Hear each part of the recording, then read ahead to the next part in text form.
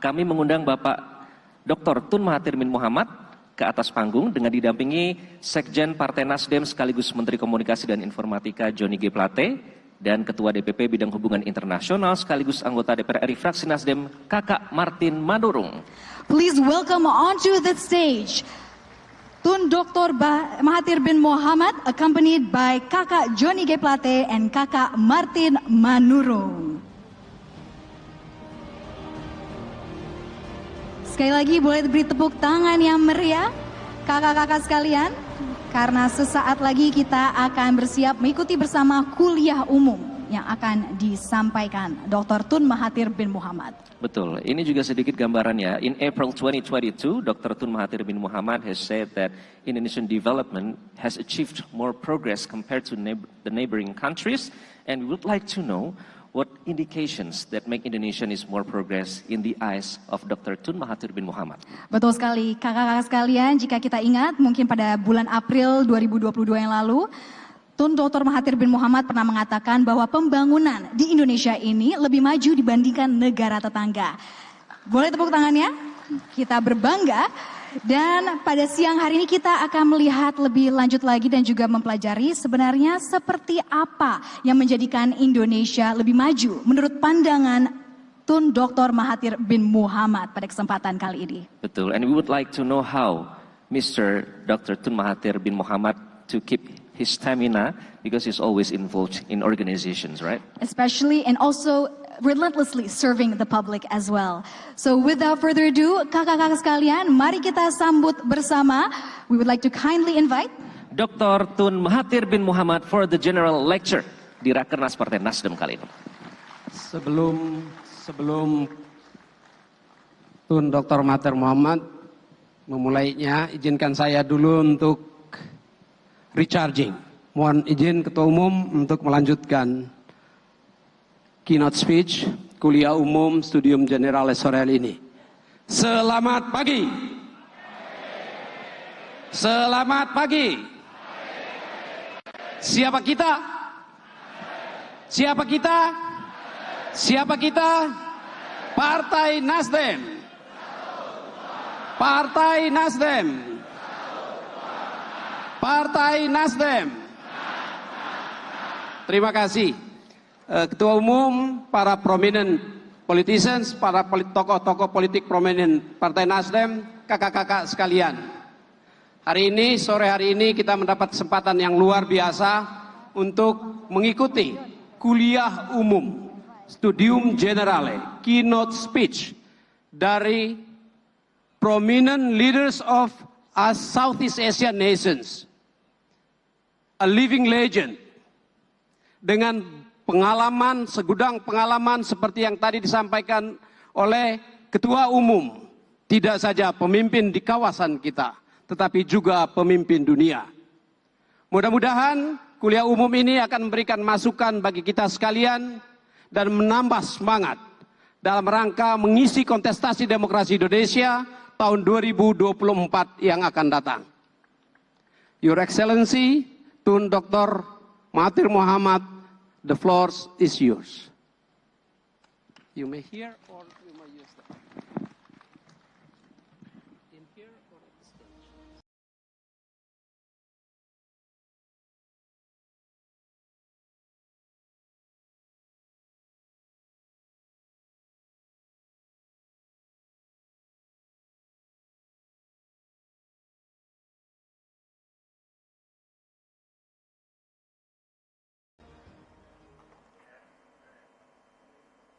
Bismillahirrahmanirrahim. Assalamualaikum warahmatullahi wabarakatuh.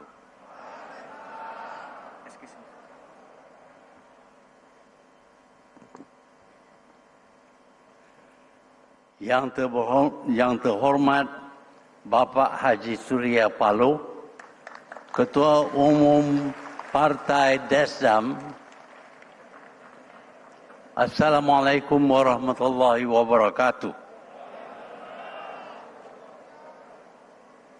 Pertamanya, saya ingin ucap terima kasih kerana menjemput saya sebagai narasumber kuliah umum di Rapat Kerja Nasional buat Partai Nasional Demokratik ataupun singkatnya NASDEM.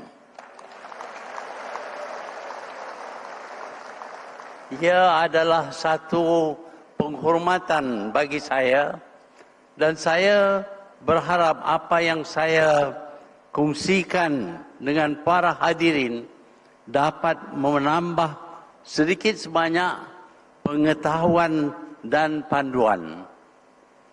Terlebih dahulu, saya juga sedar bahawa mungkin antara perkataan yang saya guna agak janggal dan juga lucu pada pendengaran saudara-saudari. Tetapi perbezaan ini saya pasti tidak besar kerana seperti hadirin semua tahu bahawa asasnya bahasa, budaya, adat resam dan nilai-nilai kita berasal daripada rumpun yang sama, tak kala keseluruhan bumi Indonesia dan Malaysia terbentang sebagai satu Nusantara yang tidak terbagi oleh sempadan-sempadan yang hari ini kita kenali sebagai negara bangsa. Tuan-tuan dan puan-puan yang saya hormati, saya diminta untuk berkongsi pandangan berkait tema kepimpinan nasional dan kemajuan negara. Saya bukanlah seorang pakar ataupun ahli akademik untuk membincang teori-teori sains politik yang berkait dengan tema tersebut. Apa yang mampu saya kongsi adalah pengalaman terkumpul saya selama hampir suku abad sebagai Perdana Menteri Malaysia dan juga pemerhatian-pemerhatian terhadap pemimpin-pemimpin luar negara dalam tempoh tersebut sehingga ke hari ini. Bahagian pertama ialah berkait dengan kepimpinan nasional, sistem demokrasi kontemporari yang kita ikuti sekarang terus membolehkan rakyat memilih menerusi pilihan raya siapakah calon atau pemimpin yang dirasakan layak dan berkemampuan menjadi teraju negara. Ada ketika rakyat tersalah pilih dan ini boleh diperbetul menerusi pilihan raya umum yang berikut. Yang lebih penting ialah apakah yang perlu dilakukan oleh seseorang pemimpin yang telah terpilih untuk melaksanakan peranan serta tanggungjawab terhadap rakyat supaya dia mencapai kedudukan sebagai kepimpinan nasional. Ianya tercapai apabila seseorang pemimpin itu berkemampuan merasai degup jantung dan nadi rakyat, memahami keresahan, impian serta harapan mereka. Dalam lain perkataan, untuk seseorang itu mencapai tahap kepimpinan nasional, dia perlu berdamping dan memahami pemikiran rakyat dan akhirnya mempunyai empati terhadap rakyat yang mahu dia perjuangkan nasib dan masa depan mereka. Jikalau sebelum terpilih dia menjadi artikulator ataupun menjadi penyambung lidah rakyat kepada institusi-institusi negara serta badan-badan pentadbiran agar nasib rakyat terbela. Setelah terpilih, menjadi tanggungjawabnya untuk memastikan apa yang diperjuang untuk rakyat semasa di luar kerajaan terus diperjuangkan. Keputusan serta dasar-dasar yang diperkenalkan mesti merangkumi majoriti rakyat tanpa meminggirkan mana-mana kumpulan selain tidak mementingkan satu kelompok sahaja. Jika ini berlaku, pemimpin itu akan hilang aspirasi sebagai pemimpin nasional dan menjadi pendukung elitis. Kerana itu, kepimpinan nasional memerlukan keberanian membuat keputusan dan tindakan walau bagaimana pahit sekalipun jika ianya dilakukan untuk kepentingan majoriti rakyat dan negara. Sebelum ini, saya sering ditanya bagaimana saya membuat keputusan-keputusan yang kurang popular semasa saya menjadi Perdana Menteri Malaysia. Saya terangkan sebagai seorang yang terlatih menjadi doktor perubatan, saya melihat sesuatu isu ataupun masalah daripada sudut perubatan. Pertamanya, kita perlu diagnose ataupun mengkaji apakah penyakit yang menjangkiti ataupun dihidap oleh rakyat dan negara. Setelah kita faham apakah penyakitnya, kita perlu mencari remedi ataupun ubatnya supaya penyakit itu dapat kita ubati. Ada kalanya penyakit itu sudah terlalu lama dan menular sehingga menjadi gangren dan perlu dipotong ataupun diamputate untuk menyelamat bahagian-bahagian badan yang lain. Keputusan itu melakukan amputation ini perlu dibuat walaupun ianya amat sukar, pedih dan menyedihkan.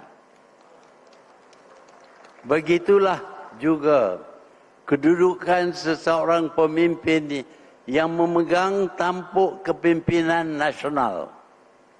Namun kita tahu terdapat ramai pemimpin yang tidak mempunyai keberanian, yang hanya akan mencari jalan mudah yang populis dan hasilnya rakyat akan terlena buat seketika tanpa sedar negara sedang rosak dan akhirnya akan binasa.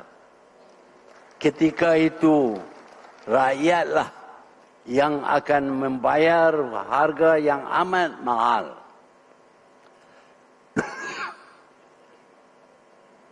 Para hadirin yang dihormati, salah satu kriteria yang sering saya ungkapkan sebagai perlu bagi seseorang pemimpin untuk memajukan negara ialah sebuah kerajaan yang stabil. Ia sering disalahartikan sebagai menggalak kepada authoritarianism dan dictatorship. Kerajaan yang stabil bermaksud kepimpinan nasional setelah terpilih menerusi pilihan raya yang adil dan telus, tidak berterusan bergelumang dengan politik kepartian. Maksud saya, setelah selesai pemilu, kepimpinan yang terpilih harus diberi peluang untuk memberi fokus kepada pembangunan nasional dan tidak terganggu dengan isu-isu politik dan yang lain. Ini memerlukan kepada kematangan berpolitik pihak yang menang dan juga pihak yang tewas.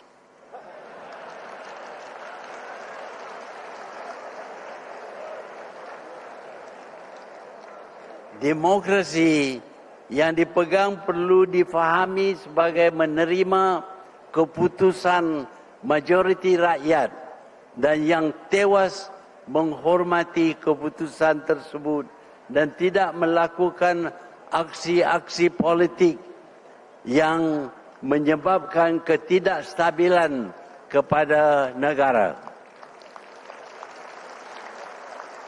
Ini bukan bermakna pembangkang harus duduk diam, tetapi ia perlu menjalankan tanggungjawab sebagai pengkritik yang konstruktif serta menjadi pemerhati yang efektif. Cuma di dalam keadaan yang luar biasa, barulah pembangkang menekan supaya pemimpin kerajaan melepaskan jawatan dan tidak semestinya keseluruhan kerajaan. Dengan demikian, kerajaan akan dapat berfungsi dengan baik dan mampu memberi tumpuan kepada program-program serta melaksanakan dasar-dasar yang boleh membawa kebaikan kepada rakyat. Pemimpin yang telah mendapat kepercayaan rakyat harus bersikap amanah dan menumpu perhatian kepada usaha-usaha membangun negara. Pemimpin perlu terus mencari ilmu dan menambah pengetahuan dan memberi perhatian kepada perkembangan yang berlaku di luar negara. Kemajuan dapat dicapai apabila pemimpin mempunyai idea dan perancangan yang teratur untuk pembangunan negara. Perancangan-perancangan ini perlu pendek kata jangka panjang dan jangka pendek. Selain itu, perlu ditekankan bahawa sebahagian besar perancangan untuk memajukan negara tergantung kepada peranan penjawat awam. Kerana itu, mereka perlu diberi ruang yang luas untuk melaksanakan dasar-dasar dan perancangan-perancangan yang telah digubal oleh kerajaan, kepimpinan. Campur tangan politik harus dielakkan seberapa mungkin. Apabila ini dapat kita lakukan secara langsung, institusi-institusi diperkukuh dan pengasingan kuasa di antara cabang-cabang kerajaan dapat dicapai. Tuan-tuan dan puan-puan, apa yang telah saya sarankan tadi bukanlah sesuatu yang baru. Namun begitu, di sebalik kesemua saranan-saranan tersebut, mereka cuma dapat dicapai apabila terdapat kepimpinan yang baik dan tidak henti memikirkan nasib rakyat melampaui nasib diri dan keluarga. Kita telah menjadi saksi bagaimana demokrasi yang jauh lebih matang telah terpesong daripada aspirasi nasional apabila pemimpin-pemimpinnya menjadi dalang untuk melakukan jenayah perang terhadap negara lain dan mereka mendapatkan sokongan rakyat dengan menipu di parlimen mereka. Inilah yang berlaku dengan serangan ke atas Iraq yang dipelopori oleh pemimpin Amerika Syarikat dan Britain, dua buah negara yang sering menjadi rujukan negara-negara dunia ketiga yang mahu membina asas demokrasi.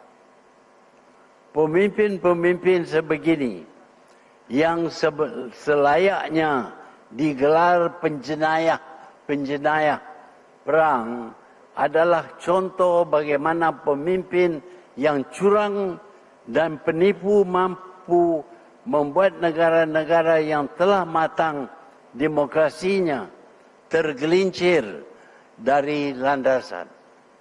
Kerana itu, pemimpin yang mahu menerajui kepimpinan nasional perlu kepada seseorang yang mempunyai jati diri yang tinggi dan berpegang kepada nilai-nilai murni. Alhamdulillah, dari pemerhatian saya dan juga apa yang saya dengar, Indonesia di bawah kepimpinan Pak Jokowi sedang berjalan di atas landasan yang sewajarnya.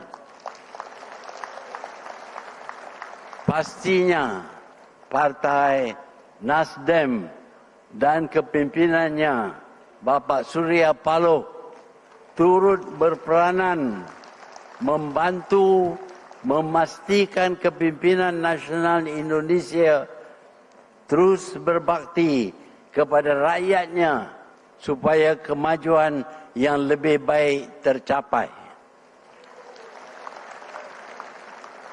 Seharusnya Malaysia turut tumpang berbangga apabila Indonesia mencapai kejayaan dan rakyatnya mencapai keselesaan hidup. Kerana ini, kejayaan ini akan turut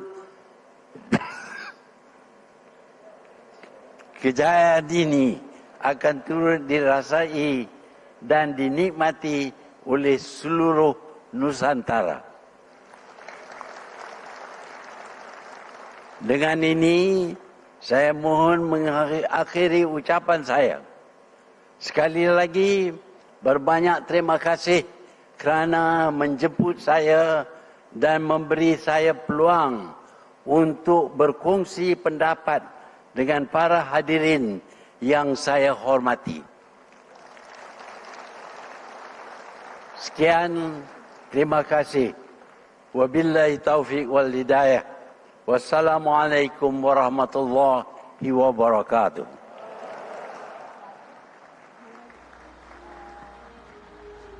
Kita berikan aplaus untuk Tun Dr. Mahathir Mohamad.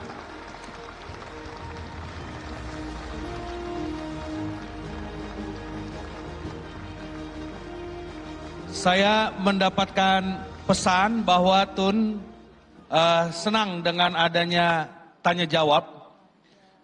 Dan karena itu saya persilakan, pertama kita dengar suara perempuan Kakak Latifah Ansori. Tolong panitia memberikan mikrofon. This is our chair for millennial voters.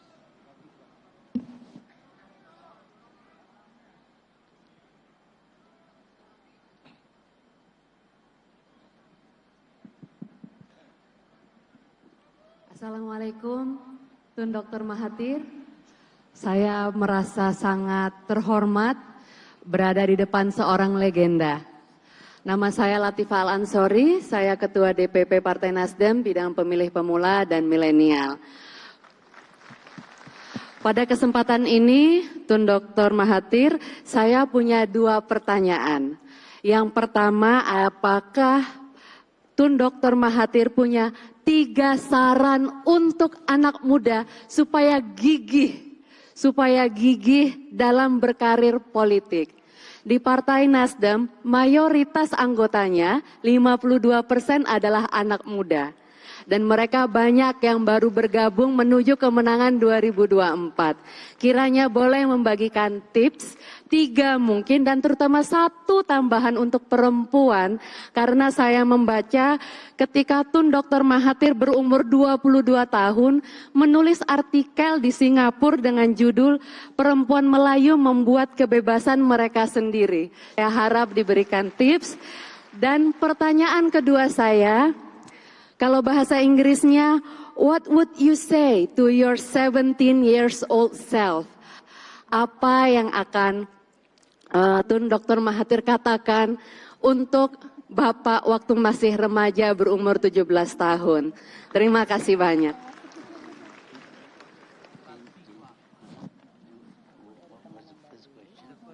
The three advice for the millennials that For like the young politics. generations. And what were you thinking when you were 17 when joining politics? Terima kasih. Pertamanya, tiap seorang, sama ada muda ataupun tua, perlu beri perhatian kepada negaranya. Mempunyai semangat kenegaraan. Itu amat penting. Apabila kita sayang kepada negara, kita akan lakukan apa yang sebaiknya untuk memajukan negara, supaya dunia pandang tinggi kepada negara kita. Yang keduanya berkenaan dengan masa saya mula masuk politik. Sebenarnya ramai yang berkata saya adalah seorang doktor perubatan yang pilih untuk masuk dalam politik. Tetapi apa yang berlaku sebaliknya ialah saya ahli politik yang jadi seorang doktor kerana ahli politik yang berumur 17 tahun dalam sekolah tidak dihirau oleh sesiapa. Tetapi kalau saya dapat kelulusan daripada universiti, lebih ramai orang akan ambil perhatian terhadap pendapat saya. Itulah daripada awal lagi saya tak fikir lain selain daripada untuk memajukan negara Malaysia supaya dihormati oleh dunia daripada kecil lagi. Lepas itu saya berpeluang menjawat jawatan-jawatan tertentu dan saya dapat laksanakan segala-gala yang saya fikir boleh memajukan negara dan mendapat pandangan yang hormat daripada seluruh dunia. Sekian. Mengenai the role of women.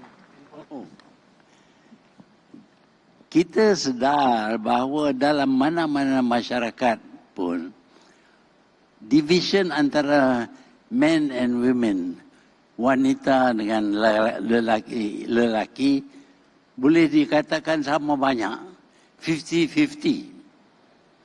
So if you don't use the women, kalau kita tak guna tenaga wanita, kita kekurangan separuh daripada kekuatan negara kita.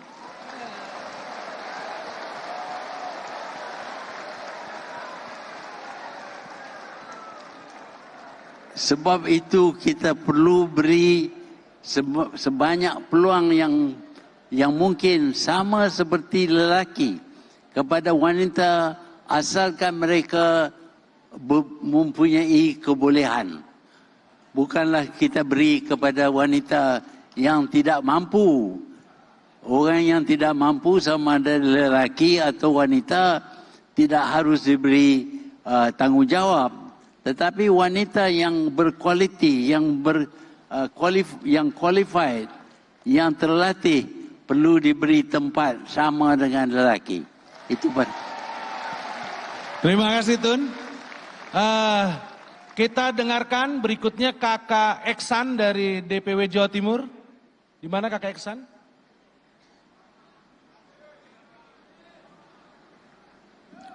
Maju-maju Kak. Jadi tadi kita belajar dari Tun kalau tua dan muda itu sama-sama bertanggung jawab untuk negara. Dan apa tips anak muda untuk bisa berhasil di politik? Harus bekerja keras dan bisa dipercaya. Dan juga perempuan sebagai kekuatan negara. Sekarang kita dengar Kakak Eksan dari DPW Jawa Timur. Majukan saja Kak, supaya bisa terlihat.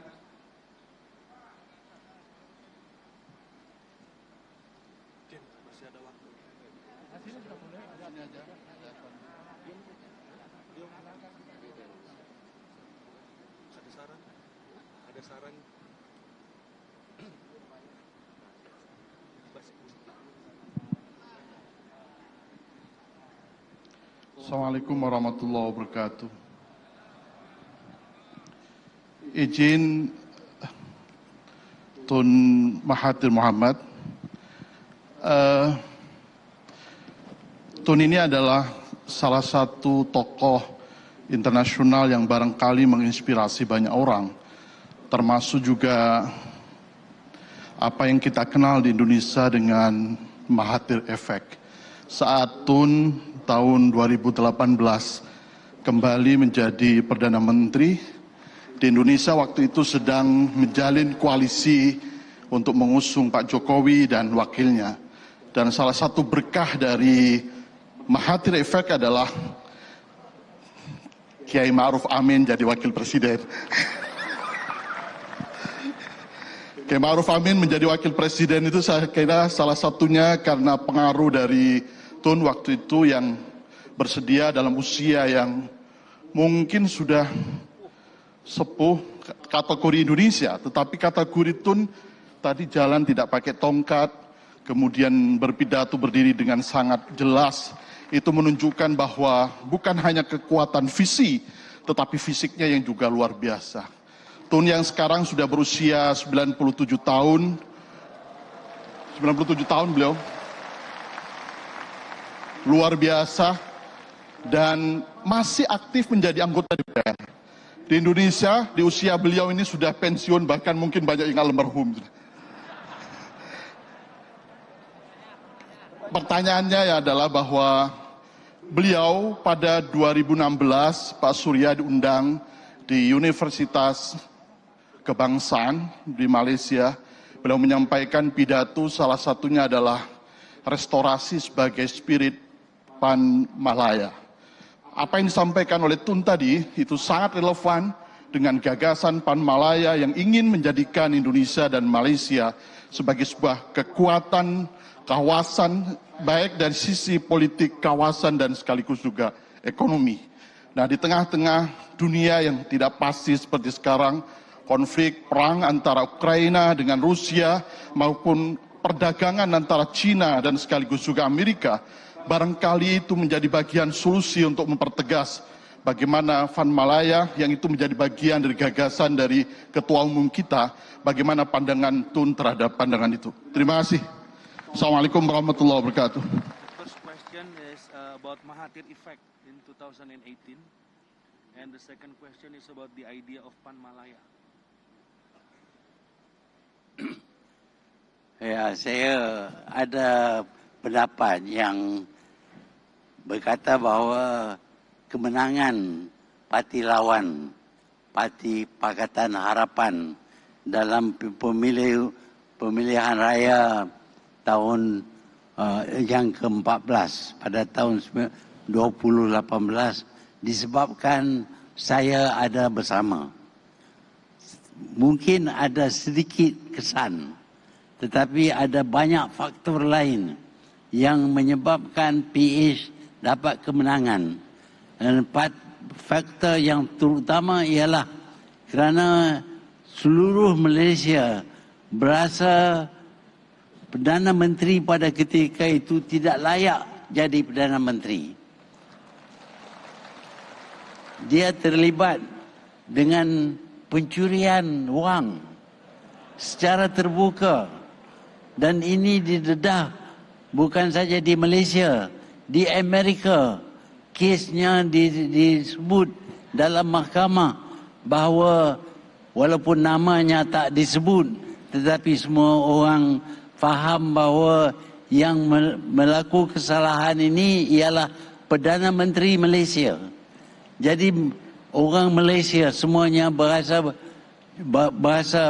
malu dan mereka ingin menukar kerajaan.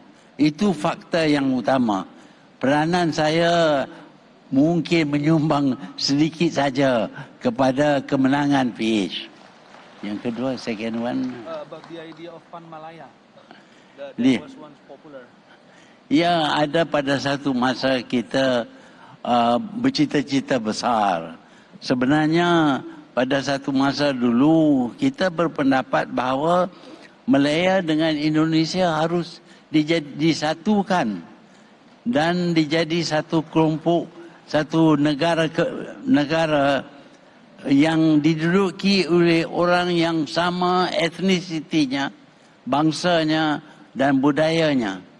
Tetapi ada pihak yang tidak bersetuju.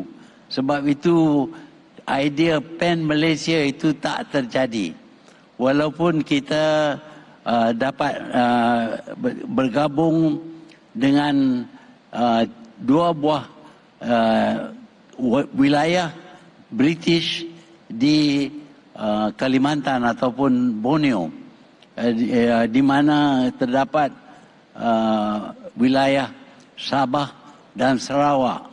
Mereka membuat keputusan apabila diadakan referendum untuk bersama dengan Malaysia.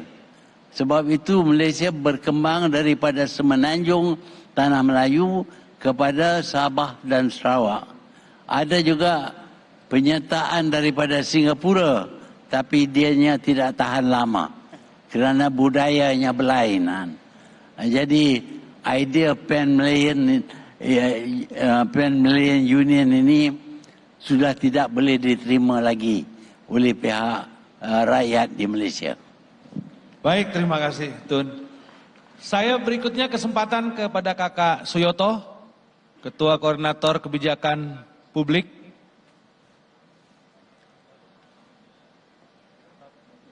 Ampun.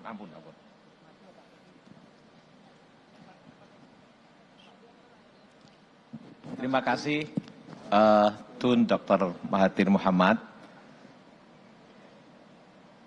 Waktu Tun menulis buku Malay Dalem di 5 Malaysia itu, Melayu, waktu itu Tun belum menjadi Perdana Menteri. Dan kemudian menjadi Perdana Menteri, sekarang sudah berlalu sekian lama. Situasi Malaysia dan Indonesia sama-sama berbeda. Climate change sudah terjadi dan ekosistem digital sekarang betul-betul terjadi. Orang mengatakan itulah revolusi industri yang keempat. Cara berhubungan, cara bekerja, cara hidup sudah berubah. Apakah pandangan Tun terhadap karakter, perilaku orang Melayu ini, apa saja yang perlu di-upgrade gitu ya, untuk supaya bisa jauh lebih adaptif terhadap ekosistem digital yang sekarang ini. Terima kasih Tun. The Malay dilemma, what the difference between then and now, because the age of digitalization and etc. has changed. What the difference of the challenges? Semasa saya menulis buku The Malay Dilemma ataupun perasaan serba salah orang Melayu di Malaysia, pada masa itu orang Melayu amat ketinggalan daripada segi ekonomi dan juga daripada segi skill, education, ketinggalan, dan mereka amat miskin sekali. Kebanyakan daripada mereka tinggal di luar bandar. Mereka tidak berniaga. Dengan kerana itu mereka tidak berkuasa, berpengaruh dalam politik di Malaysia. Dan kita boleh, apabila kita mencapai kemerdekaan, sepatutnya kerajaan, pemerintah menumpu kepada usaha untuk membangunkan orang Melayu. Kerana kalau kita lihat, kalaulah kita ada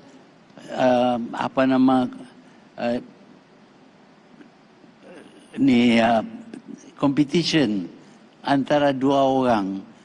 Kalau yang di belakang itu, yang ketinggalan itu tidak lari lebih cepat daripada orang yang di depan, dia tak boleh catch up, dia tak boleh dapat sama dengan orang yang di depan. Sebab itu kita perlu ada satu usaha memberi lebih banyak peluang dan bantuan supaya orang Melayu juga dapat kejar kaum-kaum yang lain.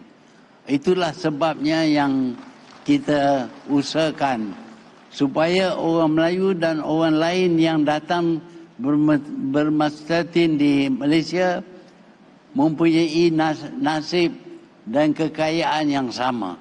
Itu sebabnya yang saya menulis buku The Malay Dilemma, kerana di satu pihak mereka berasa mereka perlu berlaku adil kepada semua pihak. Tetapi apabila melakukan adil kepada semua pihak, apabila kita lebih utamakan merit, kebolehan daripada masalah kedudukan sosial mereka, maka orang Melayu akan menjadi puak yang termiskin di negara kita. Untuk mengelak daripada itu, kita tak boleh guna merit, iaitu kita pegang semata-mata kepada kecapaian orang tertentu.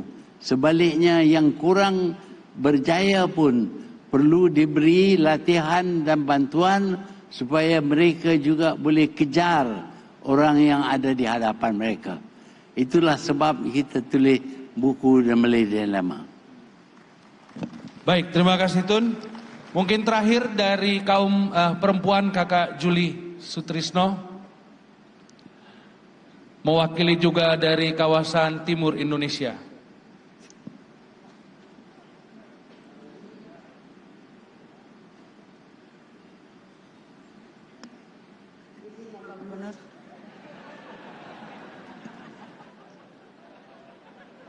Baik, terima kasih. Assalamualaikum warahmatullahi wabarakatuh. Waalaikumsalam. Izin Tun Mahathir, saya dari East Nusa Tenggara Timur yang terkenal komodonya. Jadi saya ingin menanyakan karena program Pak Gubernur Nusa Tenggara Timur ada itulah pariwisata. Apakah tips-tips supaya bisa kami Nusa Tenggara Timur juga bisa ada kunjungan banyak, bukan hanya ke Indonesia tapi ke Nusa Tenggara Timur. Memang ini tidak ada urusan dengan politik, tetapi karena salah satu adalah kesejahteraan itu. Politik menuju kesejahteraan masyarakat. Jadi program Pak Gubernur itu adalah pariwisata untuk mensejahterakan masyarakat. Jadi saya berharap bahwa ada tips-tips apa atau koneksi apa yang jaringan bisa dibuka untuk ke Malaysia dari Nusa Tenggara Timur. Sekian dan terima kasih. Wassalamualaikum warahmatullahi wabarakatuh. Tourism as engine of development. A prime tourism destination in the Komodo Islands. Being developed under presidential program. Ya. Saya dapati penduduk Komodo Island ini sudah begitu bijak sehingga dapat jadi menteri. Tentulah menteri akan memberi perhatian kepada pembangunan Komodo Island. Komodo Island ini mempunyai satu aset yang tidak terdapat di mana-mana tempat di seluruh dunia. Itu aset itu sahaja boleh menarik pelancong datang ke Komodo Island. Malaysia pada satu ketika tidak ada apapun yang menarik pelancong daripada negara lain ke Malaysia. Kita bukan seperti Mesir, Egypt yang ada piramid, bukan seperti banyak negara lain yang mempunyai barang-barang lama, bangunan lama. Malaysia tidak punyai apapun dan tidak ada sebab kenapa pelancong akan datang ke Malaysia. Tetapi apabila kita kita bagi satu tugas khusus untuk pelancongan kepada seorang menteri maka dianya membuat consultation di sana sini, dia mula menarik pelancong kerana apa yang dilihat oleh orang Malaysia sebagai perkara biasa sebenarnya bukan perkara biasa kepada orang lain. Umpamanya orang Arab duduk di tanah di padang pasir, tak ada hujan. Bila hujan, kita hujan, kita lari masuk dalam bangunan. Mereka bila hujan, mereka lari keluar. Nak rasa hujan. Tetapi Malaysia banyak hujan. Demikian juga pokok. Malaysia begitu hijau berbanding dengan Eropah pun, berbanding dengan negara Arab. Ini semua menarik. Orang-orang Eropah sudah tebang habis hutan-hutan mereka. Lama sudah, mereka sudah potong segala pokok yang ada dan sudah tidak ada hutan, tidak ada binatang yang buas. Tetapi Malaysia masih ada hutan. Dan ini sesuatu yang tidak pernah dilihat oleh orang daripada negara-negara seperti negara Arab dan negara Eropah. Jadi ini juga adalah satu tarikan. Kita tunjuk apa dianya hutan, di mana duduk binatang buas dan macam-macam lagi yang ada dalam hutan. Dan banyak yang dianggap biasa bagi kita yang dilahir di negara itu, bagi kita ini normal. Tetapi bagi orang lain yang dilahir di tempat lain, ini bukan normal, ini unik. Ini terdapat cuma di negara seperti Malaysia dan juga Indonesia. Jadi aset kita ialah keadaan di sekeliling kita. Whatever you have around you is not normal for a lot of other people. Jadi dia orang datang untuk melihat air laut yang jernih, untuk melihat hutan yang hijau, kerana mereka dalam musim autumn, semua daunnya luruh sampai tinggal batang saja. Tapi di Malaysia, di Indonesia selalu sepanjang tahun hijau. Jadi iklim kita pun berlainan daripada mereka. Sebenarnya kalau kita kaji, kita mempunyai banyak aset yang bagi kita adalah normal, biasa, tetapi bagi pelancong daripada negara lain adalah luar biasa. Kita gunakan aset itu. Baik, terima kasih Tun. Saya pikir cukup dari floor ya. Saya kembalikan ke Kakak Sekjen. Baik, terima kasih Kakak Martin. Kakak-kakak sekalian, akhirnya kita sampai juga di penghujung sesi kuliah umum ini. Kita semua yakini pemikiran-pemikiran kebangsaan, pengalaman-pengalaman pemerintahan yang panjang sebagai Perdana Menteri keempat dan Perdana Menteri ketujuh Malaysia yang disampaikan pada kita bisa menjadi bekal ilmu dan pengalaman bagi kita di dalam menindaklanjuti kerja-kerja politik kita di Indonesia, secara khusus berkolaborasi, berkoordinasi, bersama-sama mengikuti dan mengambil bagian kontestasi demokrasi Indonesia di tahun 2024 mendatang. Mudah-mudahan pengalaman-pengalaman yang diberikan sore hari ini bermanfaat bagi kita sekalian. Atas nama keluarga besar Partai Nasdem, for and on behalf Nasdem family, thank you very much Tun Dr. Mahathir Mohamad. Again, thank you very, very much. Thank you, Tun. Kita berikan tepuk tangan, mungkin tidak ada salahnya kita berdiri.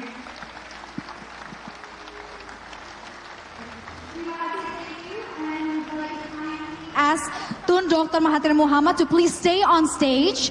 Mr. Mahathir, would you please stay on stage? Dan terima kasih kami ucapkan sekali lagi kepada Dr. Tun Mahathir Mohamad atas kuliah umumnya.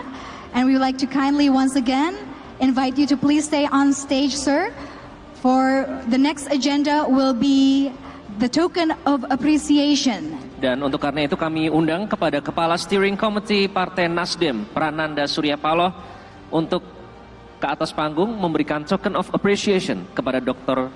Tun Mahathir bin Mohamad.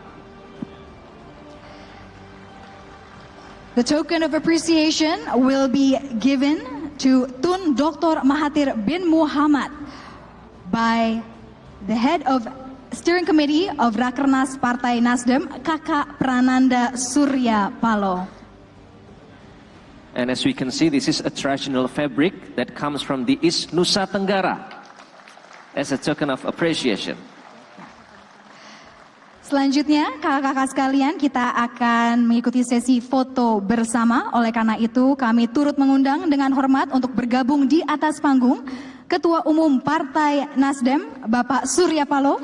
Kemudian kepada Kakak Ahmad Ali, Waketum Partai Nasdem. Kakak Ahmad Sahroni, Bendara Umum sekaligus Ketua OC Rakernas Partai Nasdem. Kakak Siti Nurbaya Bakar, Ketua Dewan Pakar Rakernas dan juga Menteri LHK.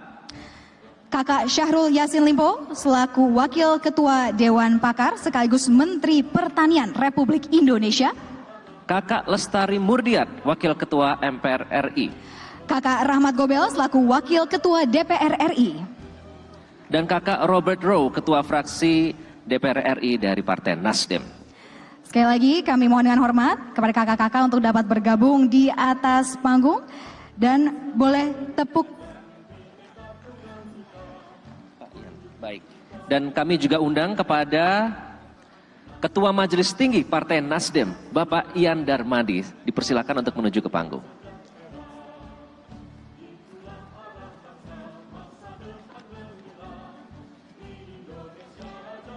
Sekali lagi kami persilakan kepada Kakak Ian Darmadi untuk dapat bergabung juga di atas panggung untuk berfoto bersama.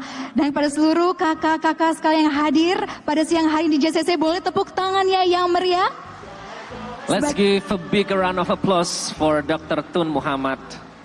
And this is a token of appreciation, also gratitude from Nasdem Party to Tun Dr. Mahathir Mohamad for the general lecture, for giving the time to share your wonderful insights, experience, and also knowledge with us all on this wonderful afternoon. True, and this is a very inspiring speech, one of a kind opportunity for us here that came from 34 provinces in Indonesia. We would like to give our biggest appreciation for Dr. Tun Mahathir bin Mohamad. Dan dengan ini juga sekaligus mengakhiri kuliah umum pada Rakernas Partai Nasdem pada siang hari ini. Akhir kata kami ucapkan terima kasih kepada kakak sekalian dan terima kasih juga kami ucapkan kepada Dr. Tun Mahathir bin Mohamad. Thank you, sir. Thank you very much for the general lecture for today. Dan terima kasih juga atas kehadiran dan juga sambutannya kepada Ketua Umum Partai Nasdem Bapak Surya Paloh. Dan sekali lagi boleh tepuk tangannya kakak-kakak sekalian. Dan kita akhiri dengan yel-yel ya. Langsung saja, Partai Nasdem berjuang menang.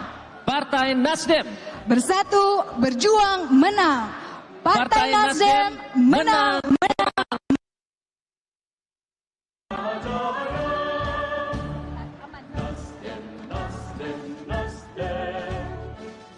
Makmur dan sejahtera, itulah arah bangsa, masa depan gemilang, Indonesia jaya.